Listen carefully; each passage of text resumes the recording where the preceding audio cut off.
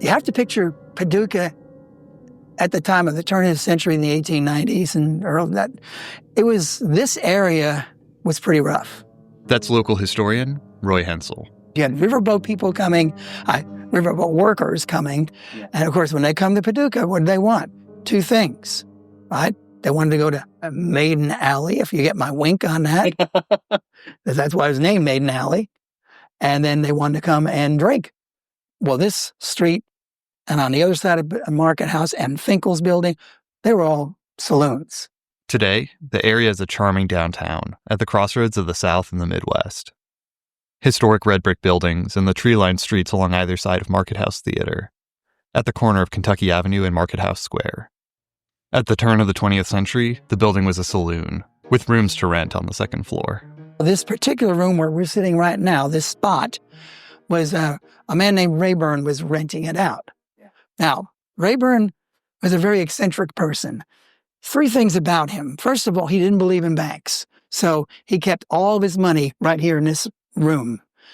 Second thing is he didn't go outside hardly at all. He just stayed in this room. But the third thing that most people remembered him about this story too is he would sit right here at this window and just, was this one here, just look out.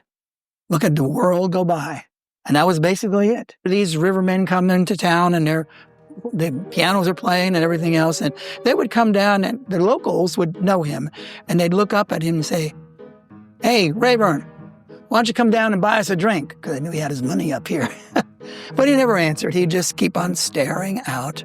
Sometimes they would hear in the saloon downstairs, they'd hear him walking across the floor. And that's about the extent of their contact with him. The first of the month arrives, and the owner of the building comes to get the rent. He knocks. No answer. So he tried the door, and it was locked. So he went back downstairs, got the pass key, came back up here, unlocked it, tried to open it, couldn't open it more than an inch or so because something heavy was behind the door. He goes downstairs and gets some men to help him push his way into the room. Well, they come in here, and here is Rayburn looking out the window like this, and there was a terrible smell in the room. "Hey, Rayburn, open up that window, get some of this smell out of here." But Rayburn just keeps sitting, just keeps staring out the window. They turned the chair around, and there was Rayburn. Eyes wide open, mouth wide open, and as Dickens put it, as dead as a doornail. He wasn't shot. He wasn't stabbed. They can't determine a cause of death. But the landlord still needs his rent money. Couldn't find a penny.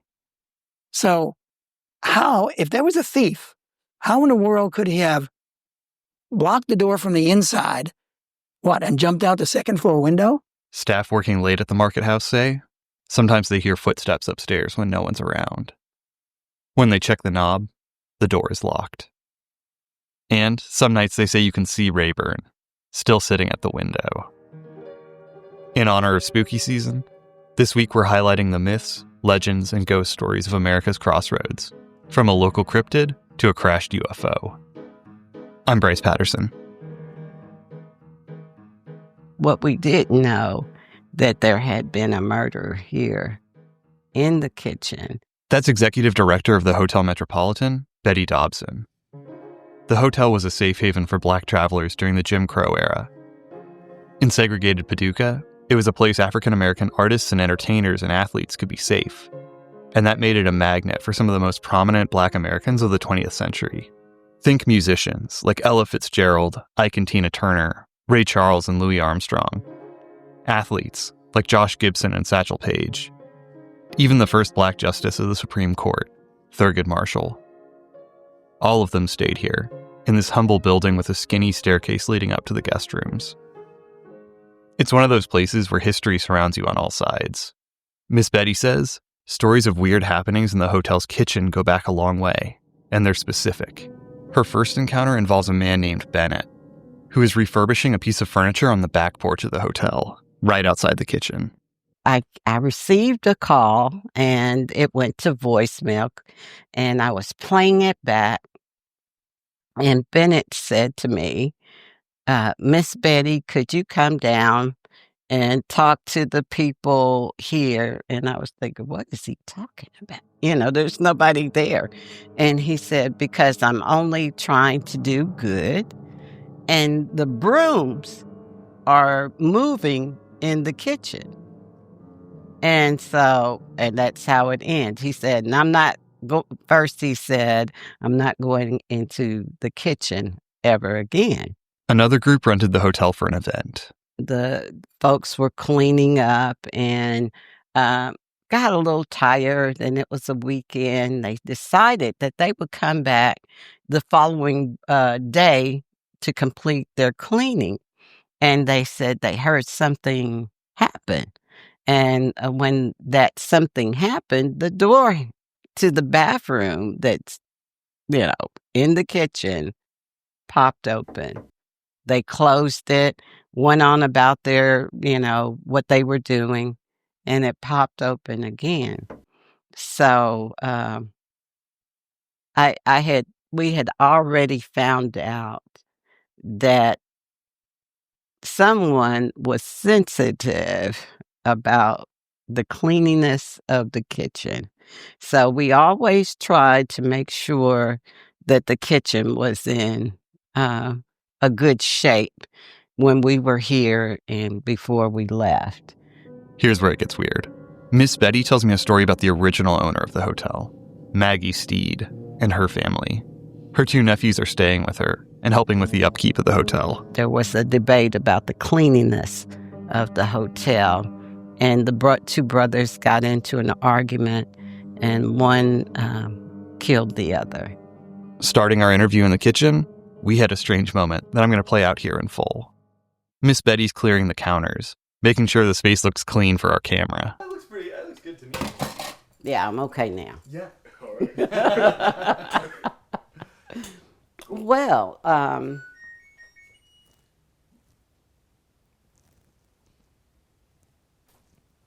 Did we just have a ghost event? I don't know where they came from. Oh, okay. The Hotel Metropolitan is overflowing with history and stories like these. It's even played host to prominent ghost hunters. We'll come back for another visit later in this episode. The police report dates back to 1973, but the case remains open today. It's a little after 11 p.m. in late June. The Murfreesboro, Illinois Police Department gets a call from a woman saying her daughter and her daughter's boyfriend have just seen a large creature. When the officers arrive, Cheryl Ray and Randy Creeth describe a 7 to 8 foot tall creature walking on 2 legs, covered in pale, dirty white fur. They say it walked out of a patch of trees in the field behind their house. And, even from a distance of 30 or 40 feet, they describe a musky odor. The officers find weeds trampled down and, quote, somewhat of a path where something had walked through. They bring a German Shepherd canine officer to the area to help track the creature. I'm going to read directly from the police report for this section, which references an officer named Nellis. Quote, as the dog started down the hill, it kept stopping and sniffing at a slime substance on the weeds. The slime appeared periodically as the dog tracked the creature. Nellis put some of the slime between his fingers, rubbed it, and it left a black coloring on his fingers. Each time the dog found amounts of it, the dog would hesitate. Eventually, they reach an abandoned barn. The dog won't enter and runs back out when pushed inside.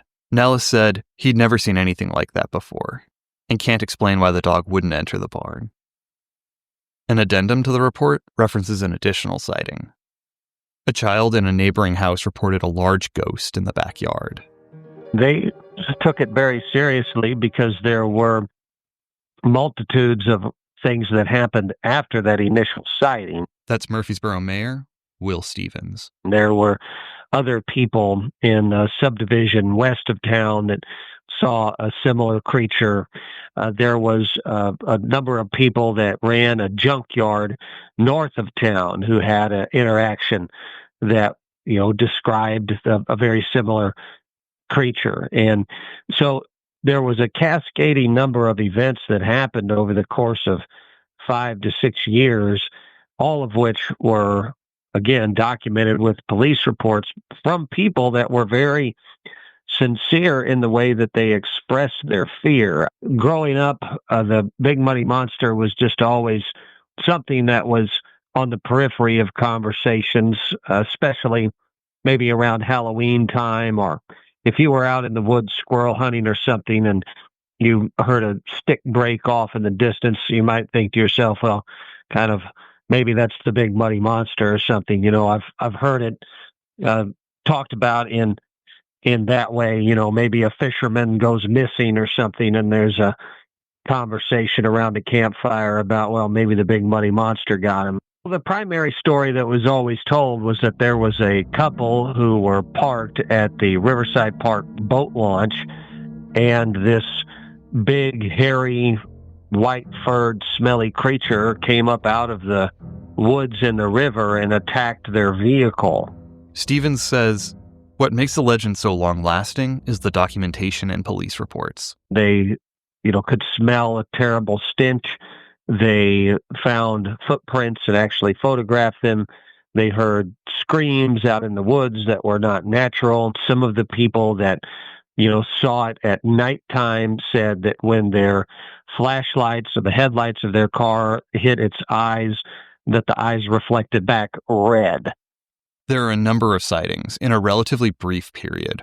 I've heard people say that there was a person who was a retired special effects person from Hollywood, California, that had moved back to town to take care of his ailing mother, and it just so happened to coincide with the time that he was in town that there were all of these sightings.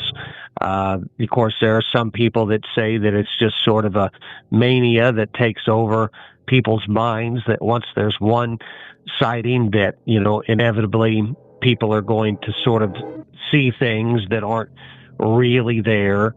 There are people that say that this was just a bear that had wandered into the Murfreesboro area at that time that was, not particularly, afraid of people. And that's, a bear on its hind legs standing up can kind of look like a hairy person or whatever. Today, the Big Muddy Monster is an iconic part of Murfreesboro, celebrated by a couple local festivals and 2 statues in town. Late April 1941, 6 years before the alleged government cleanup operation in Roswell, New Mexico. A good point to begin is the Reverend William G. Huffman, Sr., an actual minister of Cape Girardeau, Missouri, who returned home to his family late one night in late April 1941, and he was pale as a ghost, all shook up. He was just really traumatized by something. And his family asked him, "Where have you been? What's wrong with you?" And he decided to break an oath he had just taken about an hour before to keep silent. He says, "I'm going to tell you this story, and then I'm never going to speak of it again." And he may well have lived up to that promise. That's Paul Blake Smith, author of MO41, The Bombshell Before Roswell. He's working from an account provided by the Reverend's granddaughter decades later. It had been called in by a farmhand who saw the crash happen, and he saw this orange fireball go up in the field and thought, oh my gosh, a plane must have overshot the runway in the dark. In 1941, Cape Girardeau did not have landing lights at their rather crude grass runway airport. Reverend Huffman is called to the scene of the crash. The Cape Girardeau Fire Department was there fighting this blaze in a farm field. Smith says a few policemen and military men and an FBI agent are present. The pastor was led to some bodies that had been pulled from the wreckage, and they were 3 identical, gray, 4-foot-tall, creepy-looking aliens with big black eyes, bulbous heads, long, rubbery arms and legs, apparently 3 digits and a thumb, 3 fingers and a thumb on 2 hands and 2 feet, and their skin was kind of crinkly silver gray. And the third one was still barely alive when Pastor Huffman knelt down next to him and held him by the wrist, and he said he was just limp like a doll. The aircraft doesn't look like any plane the Reverend has ever seen. It was a round metallic disc, sort of silver gray, and had been broken open, and he could see inside the disc. And other people were there taking their peeks. So there were lanterns and flashlights and car headlights illuminating the scene and what was left of the blaze that had started after the craft had crashed. And the Reverend reported to his family later that night it was somewhat like a round cockpit with gauges and dials at a control panel and a tiny little seat that you would think of as for a child, but it would have fit perfectly these 4-foot-tall at most aliens that were laying on the grass. Reverend Huffman performs last rites for the one living alien, which stops breathing as he prays over it. It should have been Cape Girardeau's blockbuster story of the year, the biggest story in really human history. But then a new force arrived and surrounded the crash site, and that was the United States Army Air Corps. Apparently, they were military men who moved in and told everyone quite sternly, put that debris down, hand over anything you've taken, no photos, no notes, you're not to discuss this ever again. It's a matter of national security. Southeast Missouri has a long history with unidentified flying objects.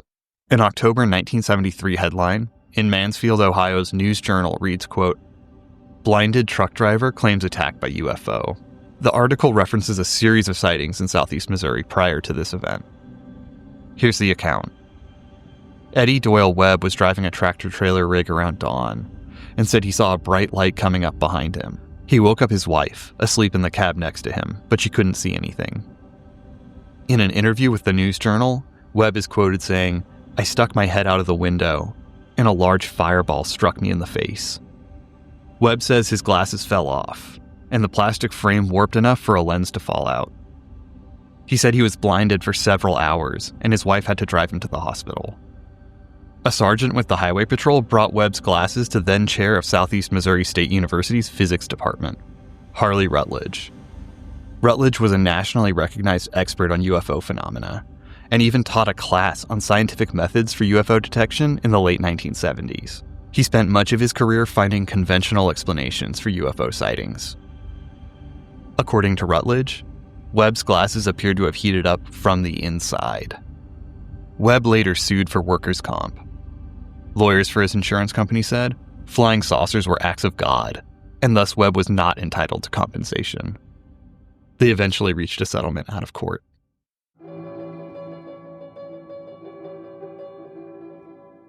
Back in Paducah, Roy Hensel tells me the story of a doomed family and the home they allegedly still occupy. A century ago, Ike Cohen is a businessman in Paducah. This was in the 1920s. Right? He had a wife and 2 daughters and 2 sons. He opens up a dry goods store and a pawn shop on the corner of Broadway and Market House Square in about 1927. Today, the space is a restaurant, Stella's, across from the Yeiser Art Center.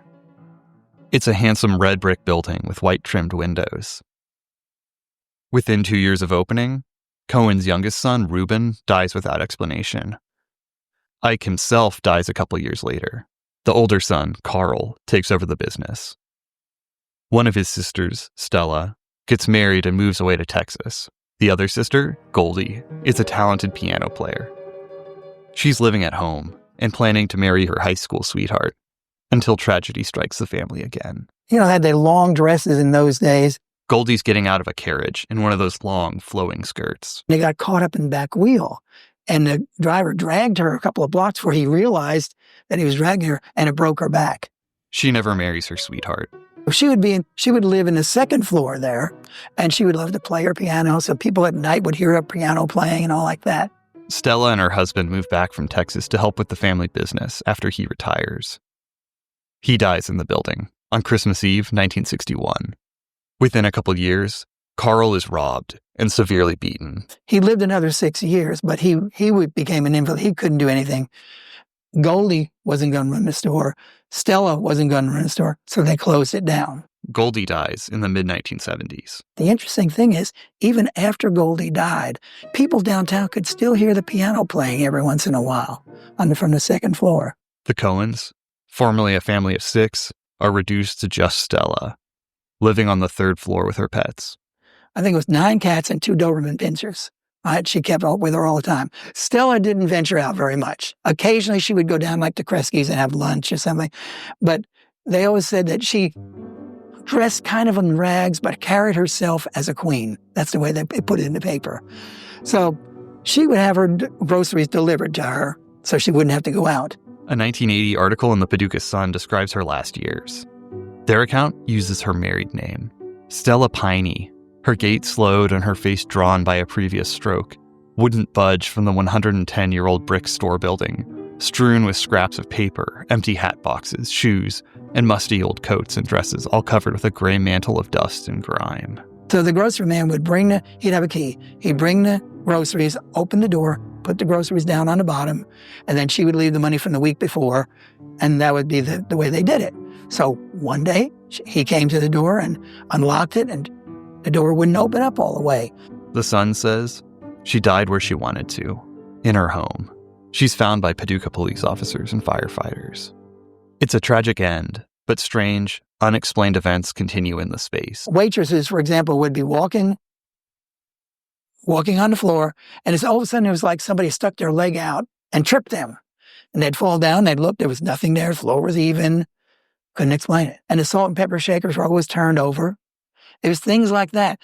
Things that, like neon lights and all that they had unplugged for the night were plugged back in. A waitress was up there getting ready, and there were some scissors at the other end of the room. All of a sudden, they flew up and flew right past her face. I think she quit after that, getting ready to open Stella's a couple of years ago. That side of 2nd Street was open because the carpenters were working in and like that. And I thought, oh, what the heck, why not? So I said to one of the carpenters, I said, have you ever noticed anything mysterious here?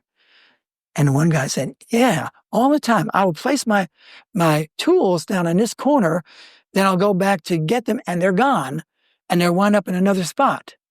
So could that be the ghost of Stella? I don't know. I haven't heard any more stories since then, and maybe because they've named a restaurant after her. It's kind of like a perfect marriage of spirit, emotion, and history. And we use our paranormal research as a means of reconnecting people with the history. That's Mustafa Gadaleri, a producer on the paranormal TV show Haunted Discoveries. He and historical researcher Craig Owens came to Paducah to explore the Lloyd Tillman House and the Hotel Metropolitan back in August. Miss Betty has hosted multiple ghost hunts at the hotel over the years. A crew from Murray State's NPR station, WKMS, says they were called names by a voice that told them to get out. Here's a story from that same investigation in 2011. The bathroom began to kind of like light up. And so I'm like, the lady was sitting next to me. I said, are you seeing this? And she said, yeah. So we called for the lead investigator to come down. Leslie came down. She went to the bathroom, and she said, "What are you seeing?" And I promise you, when she walked into that room, there was a lady that came out the wall.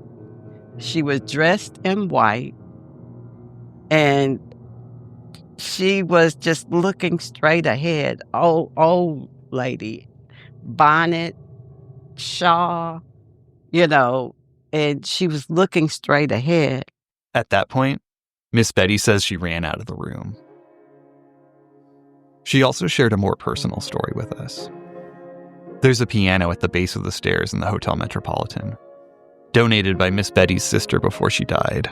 She died of cancer, and she was in constant pain.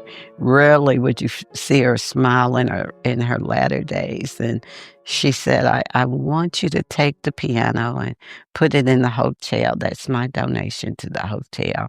And I said, okay, we'll get it. And she said, don't you leave this piano in this house now. I'll come back and get you. So we moved it in maybe a couple weeks after she had passed away. And I took a picture of it. I'm not sure if it's in my phone, but I took a picture of the piano being placed there. And I was sending it to my computer. And on the 7th realm of the stairwell, my sister's face was there. And she was smiling. Like I said, she was just always in constant pain. You just rarely would see a smile on her face. Miss Betty sent the picture to her niece. Immediately, she called me back.